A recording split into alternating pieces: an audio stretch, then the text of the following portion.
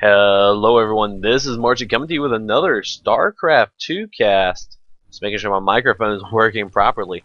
And today we are on the Korean ladder with a very notable player spawning in the top right as the red Zerg player.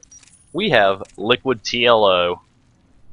And spawning in the bottom left hand corner of Cloud Kingdom LE, we have our blue Protoss player, Barcode. Now I've got this replay right off of drop.sc, so it's just like show games, and I showed them and I saw one by TLO and I was like, why not? So I've heard TLO is very good with Zerg actually. He heard he likes to do very original builds, revamps. I heard he's starting to revamp Zerg, just doing very interesting tactics, trying to freshen up the stale metagame that is PvZ. And usually what PvZ happens is, especially like on maps like Cloud Kingdom, where just taking your naturals easy, securing it while taking your third is just kind of like god-awful hard in the mid-game. So usually what Protoss does, take two bases, forge fast, expands here. Not actually opting to do that this game with this original pylon placement. So let's see what Barcode's going to do here. But anyways, back to the metagame. He just take forge fast, expand right here. Do some sort of two base all in. If you do damage, then you transition into three base play, and then pretty much all boils down to Mothership, Broodlord, Infestor extravaganza. And if you played StarCraft or watched the esports scenes for any significant amount of time, you know what happens then. But either way, actually, wow. Barcode actually being super greedy here, going for Nexus first. But where his forge is placed, it's here in the back of the Nexus. So very interesting. And TLO actually going for, it looks like a hatch first as well. So both players playing really greedy here. And TLO is going to come in and get the full scout out of this base, realizing there is no forge until now where he can click it. So he knows there's a forge somewhere on the map, and TLO seeing that, he's going to take another quick third as well. So both players playing a little bit pretty standard so far. Barcode grabbing both of his gases, and Buddha's online. Go away, Buddha. I'm gonna cast a game.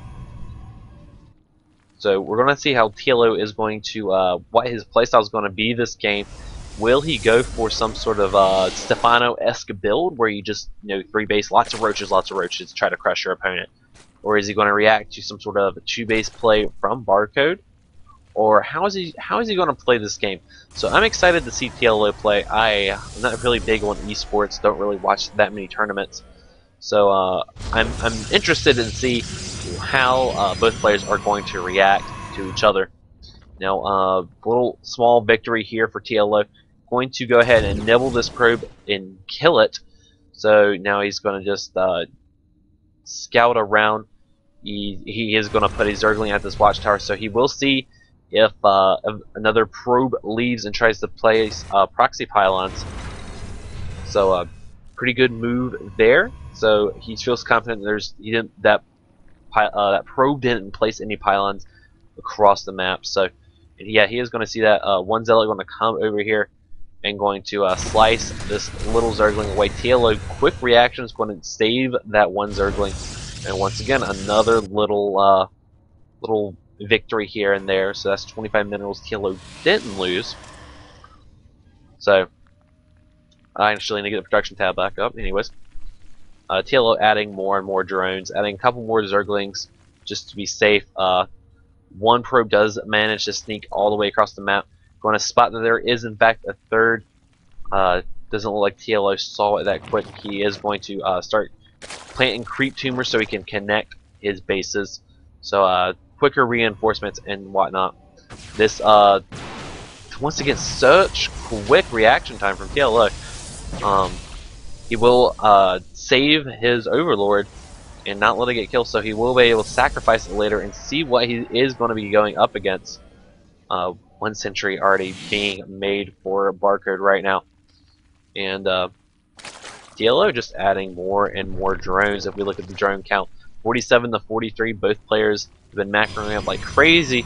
With TLO, since he is there, he can make a few more drones than your Protoss counterpart. But this is like we are going to see Immortal Sentry play. Is he gonna try to use this to secure a third, or is he going to try to all in the Zerg here? We're gonna have to find out. More Zerglings coming across the map. Going to chase away this Zealot. Going to regain that map control. Very important from TLO. So he is going to once again no proxy pylons. So he will be able to see what's going on. And Ling's going to go check the third. Not going to see anything there. He's going to see a sentry with that one Zergling. So it could hint at something good or something else. So we're going to have to find out. But 2 Immortals already out. I'm going to get that third Immortal, adding on the gateway, so it is going to be an Immortal Sentry all in. We are going to see how TLO is going to hold this, currently at 82 supply right now. TLO has macroed like a monster, and now he's going to start that Roach production. As you see, he's at 61 drones. He has a faint idea of what's going on. We do have the Overlord going to come in here, and will he get to see that robotics bay in time? Maybe, maybe not.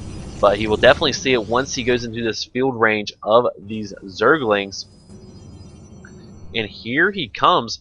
Will TLO try to snag a quick Immortal? No, he will. Or not Immortal, but a Sentry. He will not. So now TLO is going to send a counter force of Roaches down here. Going to try to counterattack as well. But now, oh, and TLO actually making a Nidus network. And he's making tons of spine crawlers here. And so he's actually just going to counterattack and attempt to win this game. Where's the Nidus network at? It is right here. It is still building. And that's exactly what he's going to do. He's going to force a base race with his opponent. He's going to sacrifice this third. He's going to mine as many minerals as he can. And until it dies. But so yeah, and here comes Roaches going to take out some pylons here and going to try to take out this cannon. Doing a good job not forcing the wall off here, sending Roaches into the main to try to do damage here. And look at all of these spine crawlers. Spine crawlers doing so much damage here. And Nidus Canal going down as well in the main of Barcode. So this is going to be very interesting. These spine crawlers are paying for themselves in full here. But there is just so much stuff in the main base of Barcode. And finally that does get cleaned up, but there is just not much to deal with. There's just not much army to deal with this entire Zerg base. I'd like to see him retreat back into the canal just to try to finish off the rest of this army, but I don't think he needs it. He's just gonna transfer everything. And he's going to even try to save the drones. He saves a few of them. But yeah, the Protoss base is in shambles. Where was that other Nidus Canal? It's over here. So he's going to try to... oh, will he get enough for another hatchery? He does not. So he's going to be stuck at 250 minerals here. One Ling getting so many kills, even the Queen coming out the fight. So no Nexus, no nothing. Both players came and afford another base. This is going to be a base race in itself, and somehow getting enough for a hatchery. Don't know what he did or what he canceled, but I just have a hatchery way over here, and everything else is going to fight. There is no proxy pylons down. Is there even a probe? There are no probes. There's 6 probes on the map. Where are those probes at? You need to start throwing down proxy pylons for sure. Oh, they're all stuck up in the warp prism, so. But right now, Protoss's base is in shambles. There is one probe trying to scatter away here, and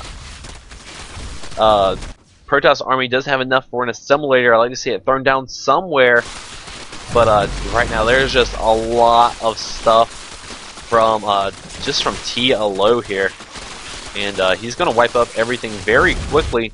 No proxy pylon going down. All the probes are stuck in this warp prism. He needs to drop one just to make an assimilator, because all of these gateways are just about to go away. And he's going to save his army instead.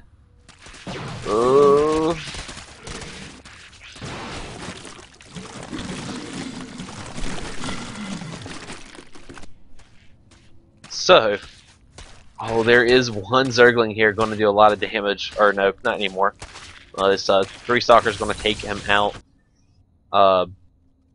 Warp Prism going to do drop probe harass at this base up here. He will get to see it. But now, Barcode, no idea.